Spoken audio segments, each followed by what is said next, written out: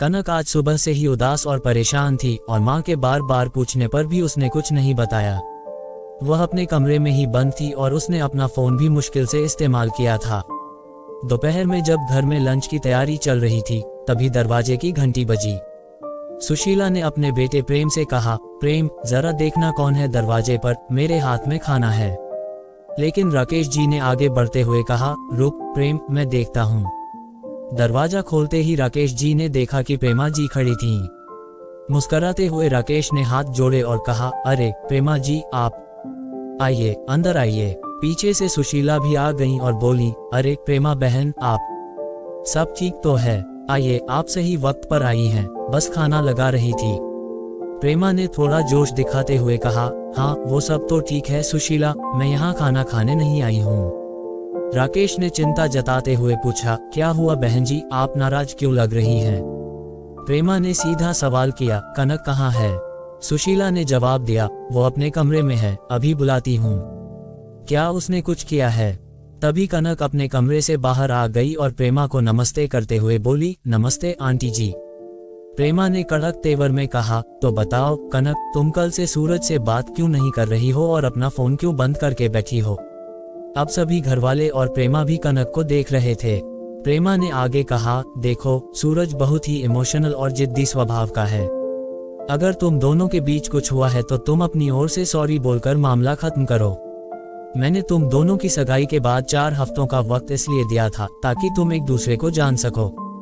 राकेश जी ने मजाकिया लहजे में कहा, कनक क्या हुआ है?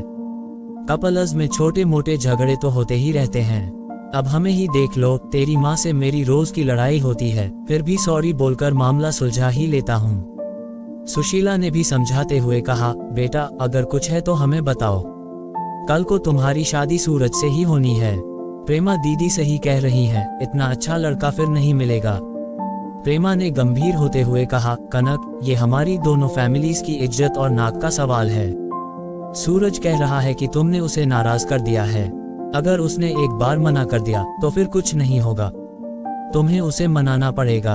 अब तक चुप बैठी कनक की छोटी बहन डॉली ने कहा, दीदी क्यों सॉरी बोलेगी जब उनकी कोई गलती ही नहीं है? सॉरी तो आपको और सूरज जी को बोलना चाहिए। डॉली की बात सुनते ही सब हैरान रह गए। राकेश ने पूछा, क्यों डॉली, ये क्या कह रही हो? डॉली ने सबके सामने सच्चाई खोल दी। कल रात को सूरज जी वीडियो कॉल पर दीदी से सारे कपड़े उतारने और न्यूड फोटोज देने की डिमांड कर रहे थे। जब दीदी ने मना कर दिया तो उन्होंने उन्हें अनपढ़ गवार कहकर नाराजगी दिखानी शुरू कर दी। यही पढ़ाई की है उन्होंने बाहर जाकर। प्रेमा ने अपने बेटे को बचाने की कोशिश करते हुए कहा, नहीं नहीं, ऐसा नहीं है।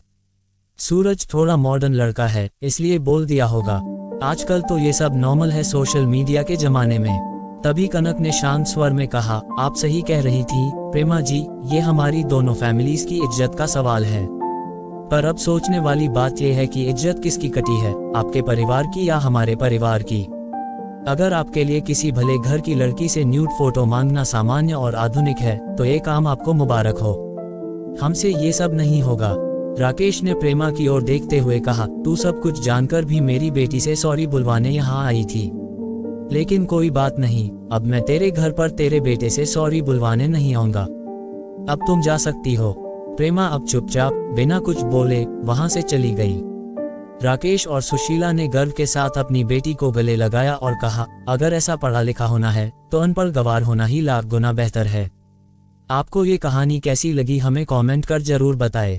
दोस्तों, अधिक दिलचस्प कहानियां सुनने के लिए चैनल को सब्सक्राइब करें। Thank you.